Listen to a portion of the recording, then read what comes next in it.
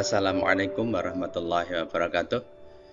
Innal hamdalillah nahmaduhu wa nasta'inuhu wa nastaghfiruh wa na'udzu billahi min syururi anfusina wa min sayyiati a'malina.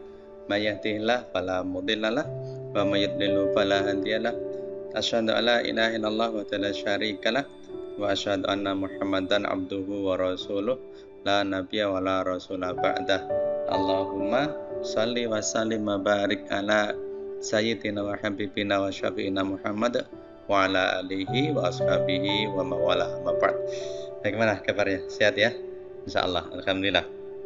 Semoga Allah senantiasa memberikan rahmat kepada kita, senantiasa menjaga kita dari segala macam bentuk bencana. Salawat serta salam semoga tercurah dan Nabi Muhammad SAW, para keluarga, sahabat, dan para pengikutnya hingga akhir zaman, dan semoga kita semua mendapatkan syafaatnya di yaumul akhir. Baik, kali ini kita akan bicara tentang menjaga lisan. Lisan itu sangat penting. Ada banyak kemaksiatan diawali dari lisan, ada banyak kekacauan diawali dari kurangnya menjaga lisan. Oleh karena itu, mari kita hari ini bicara tentang menjaga lisan. Mari yang pertama coba kita lihat hadis Nabi SAW di dalam hadis Arba'in yang ke-15. Nabi SAW bersabda, "Man kana yu'minu billahi wal yaumil akhir falyakul khairan aw liyasmut, wa man kana yu'minu billahi wal yaumil akhir falyukrim jarahu, wa man kana yu'minu billahi wal yaumil akhir falyukrim dhaifahu." Rawahu Bukhari wa Muslim. Jadi Nabi SAW di dalam sabdanya bersabda, siapa yang beriman pada Allah dan hari akhir, hendaklah ia berkata baik atau diam. Barang siapa yang beriman pada Allah dan hari akhir, hendaklah ia memuliakan tetangganya. Dan barang siapa yang beriman pada Allah dan hari akhir, hendaklah ia memuliakan tamunya. Di hadis ini Rasulullah SAW mengkaitkan antara keimanan pada Allah, keimanan pada akhir-akhir, dan menjaga lisan. Itu berarti menjaga lisan adalah salah satu tolak ukur dari keimanan. Semakin baik keimanan seseorang, maka semakin baik dia dalam menjaga lisannya. Lisannya akan semakin terjaga. Hadis yang lain, Rasulullah SAW bersabda yang artinya, barang siapa yang menjamin di antara dua janggutnya dan di antara dua kakinya, maka aku akan jamin baginya surga. Lihat, Rasulullah SAW menjamin barang siapapun yang mampu menjaga di antara dua janggutnya, yakni lisannya, dan di antara dua kakinya, yakni kemaluannya, maka jaminan Rasulullah SAW adalah surga. Ini sekali lagi semakin meyakinkan kita bahwa menjaga lisan itu akan berkaitan dengan keimanan. Di dalam hadis lain, Rasulullah SAW bersabda, seorang muslim adalah seorang yang muslim lainnya itu selamat dari gangguan lisannya dan gangguan tangannya. Itu riwayat Bukhari, di riwayat Muslim, Rasulullah SAW bersabda, siapakah orang muslim yang paling baik? Beliau menjawab, orang-orang muslim lain selamat dari gangguan lisan dan gangguan tangannya. Jadi seorang muslim yang baik itu adalah orang yang mampu menjaga lisan dan tangannya sehingga orang lain tidak terganggu oleh lisannya, tidak terganggu oleh tangannya. Nah, apa saja dosa yang sering kali dilakukan oleh lisan? Yuk kita lihat hari ini. Ada beberapa dosa yang sering kali diucapkan oleh manusia, yang diucapkan oleh lisan manusia. Yang pertama, ketika lisan menyandarkan nikmat kepada selain Allah. Ketika seseorang menyandarkan nikmat kepada selain Allah, maka itu adalah dosa. Nabi SAW bersabda di dalam hadis Bukhari dan hadis Muslim, pada pagi hari di antara hambaku ada yang beriman kepadaku dan ada yang kafir. Barang siapa mengatakan mutirna bifadlillahi wa rahmatih, kita diberi hujan karena karunia Allah, maka dialah yang beriman kepadaku dan kufur terhadap bintang-bintang. Sedangkan yang mengatakan mutirna binau kadza wa kadza, kami diberi hujan karena sebab bintang ini dan bintang itu, maka dialah yang kufur terhadapku dan iman kepada bintang-bintang. Nah, ini hadis Rasul. Yuk, kita lihat. Ketika hujan, kadang-kadang bahkan mungkin seringkali orang mengkaitkan dengan kemunculan bintang tertentu. Misalkan, kalau ada yang mengatakan, oh lintang Waluku sudah terlihat, oh maka musim hujan. Nah, itu berarti menyandarkan nikmat kepada selain Allah, dan itu tidak diperbolehkan. Itu artinya kufur. Atau seseorang mendapatkan keberuntungan, terus kemudian dia mengatakan, oh karena bintangnya Virgo, maka dia mendapatkan keberuntungan begitu. Oh, tidak. Jadi segala bentuk nikmat sandarannya pada Allah Subhanahu wa ta'ala, bukan kepada yang selainnya. Atau kadang lagi ada orang mengatakan, oh ini hari ini lancar karena tadi pas berangkat tidak terhalang oleh kereta api. Nah, itu juga tidak diperbolehkan. Jadi ada banyak ucapan-ucapan yang tidak disadari mungkin, tetapi menyandarkan nikmat kepada selain Allah, itu artinya kufur kepada Allah Subhanahu wa ta'ala. Itu dosa lisan yang pertama. Kita lihat berikutnya. Dosa lisan yang kedua adalah ketika lisan mengutuk makhluk yang sesungguhnya tidak bisa berbuat apa-apa.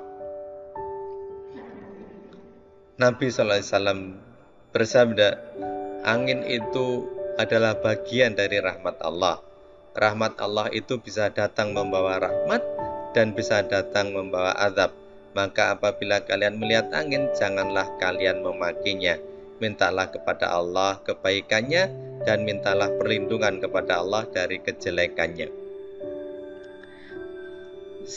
Kalau di sini Rasulullah SAW menyebutkan angin,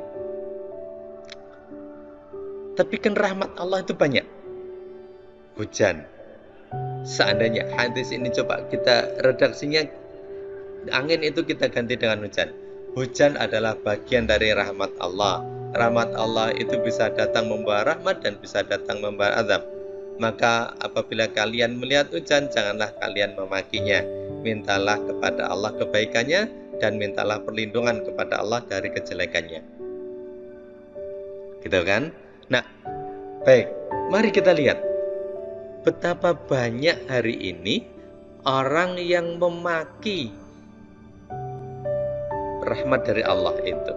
Misalnya, ketika datang banjir, orang langsung menyalahkan hujan. Karena curah hujan terlalu tinggi, maka banjir. Itu berarti dia menyalahkan hujan. Padahal tidak ada satupun musibah itu kecuali karena perbuatan manusia. Maka ketika kita menyaksikan bertemu dengan hujan misalnya, maka kita dituntunkan untuk berdoa pada Allah. Allahumma sayyiban nafi'an. Ya Allah, semoga hujan ini membawa kemanfaatan. Jadi tidak boleh seseorang mencela makhluk Allah yang sesungguhnya tidak bisa berbuat apa-apa. Nanti sebentar lagi juga akan ada banyak orang yang mencela musim kemarau. Karena musim kemarau maka menyebabkan kebakaran hutan. Bayangkan, ada banyak orang yang mencela rahmat-rahmat Allah. Ke musim kemarau itu rahmat, musim penghujan itu rahmat, angin itu rahmat, semuanya rahmat. Maka rahmat itu harus kita syukuri. Maka rahmat itu kita harus mohon kepada Allah kemanfaatannya. Dan kita berlindung kepada Allah dari kejelekannya. Baik. Yang kedua, dosa lisan itu karena sering mencela, mengutuk makhluk Allah yang sesungguhnya tidak bisa berbuat apa-apa. Yang ketiga, dosa lisan adalah ghibah. Ghibah itu dalam bahasa Jawa namanya ngerasani, membicarakan kejelekan orang. Itu namanya ghibah. Dan ghibah itu dilarang dalam agama. Islam sangat keras melarang ghibah. Loh, kalau kejelekan itu sesuai fakta gimana? Ya, justru kejelekan yang sesuai fakta itulah yang disebut dengan ghibah. Kalau tidak sesuai fakta, maka namanya fitnah. Lihat definisi ghibah dari Rasulullah SAW. Tahukah engkau apa itu ghibah? Mereka menjawab, para sahabat menjawab, Allah dan Rasulnya lebih tahu. Maka Rasulullah SAW bersabda, engkau menyebutkan kejelekan saudaramu yang ia tidak suka untuk didengarkan orang lain. Beliau ditanya, bagaimana jika yang disebutkan sesuai kenyataan? Nabi SAW menjawab, jika sesuai kenyataan berarti engkau telah menggibahnya. Jika tidak sesuai maka engkau telah memfitnahnya.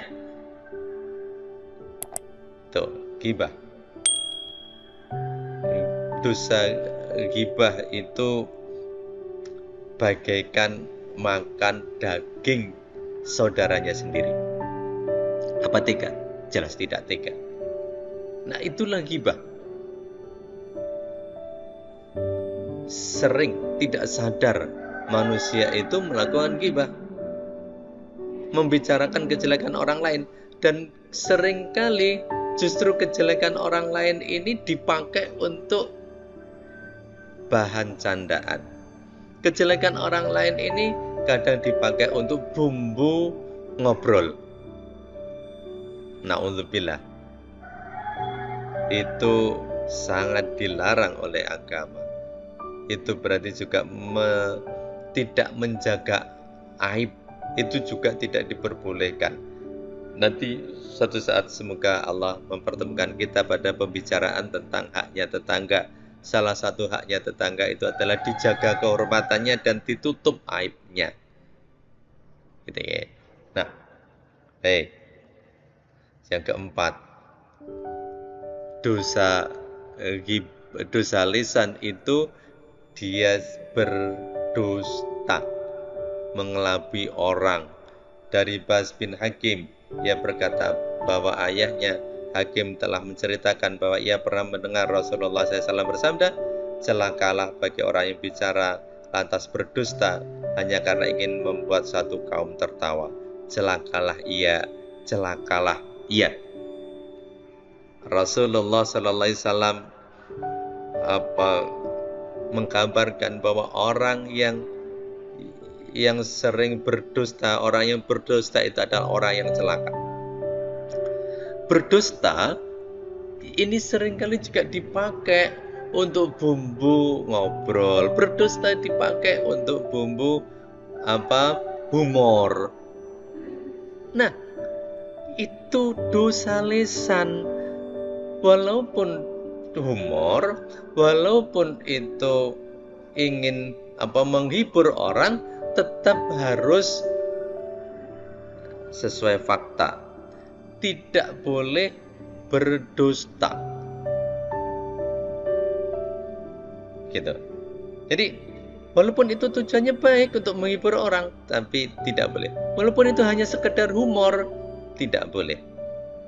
Dusta tetap saja dusta. Walaupun tujuannya untuk menghibur orang, walaupun tujuannya hanya sekedar ingin bercanda, dusta adalah dusta. Baik. Yang kelima, mengingkari janji. Rasulullah SAW bersabda, di antara tanda munafik ada 3. Jika berbicara dusta, jika berjanji tidak menepati, jika amanat ya khianat. Ini Rasulullah SAW mensifati orang yang dusta itu punya sifat munafik. Atau orang yang mengkhianati janji itu juga punya sifat munafik. Jadi kalau seseorang berdusta walaupun dia hanya sekedar bercanda, maka dia telah memenuhi persyaratan salah satu sifatnya orang munafik. Atau kalau seseorang itu berjanji kemudian dia mengingkarinya, maka itu adalah salah satu ciri dari orang munafik. Misalkan seseorang berjanji, kita berjanji untuk bertemu jam 7 di satu tempat. Kemudian ternyata ditunggu sampai lama, sampai 1 jam, sampai 2 jam, dia tidak datang. Itu berarti dia telah berdusta di dalam, dia telah tidak menepati janji. Nah, itulah dosa yang sering kali dilakukan oleh lisan. Maka dengan mengetahui ini, yuk mari kita sekarang mulai berusaha menjaga lisan kita agar lisan kita ini terhindar dari dosa-dosa itu.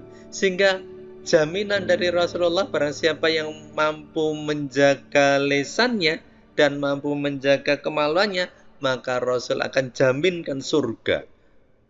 Kalau kita berupaya sekuat tenaga, yuk bersama-sama menjaga lisan kita. Semoga Allah Subhanahu wa Ta'ala memudahkan kita di dalam menjaga lisan, sehingga kita nanti dijamin oleh Rasulullah SAW dengan surganya. Allahumma amin. Allahu a'lam bishawab. Itu yang bisa saya sampaikan hari ini. Segala kebenaran datangnya dari Allah, dan kalau ada salah itu adalah kesalahan saya, maka saya mohon maaf yang sebesar-besarnya.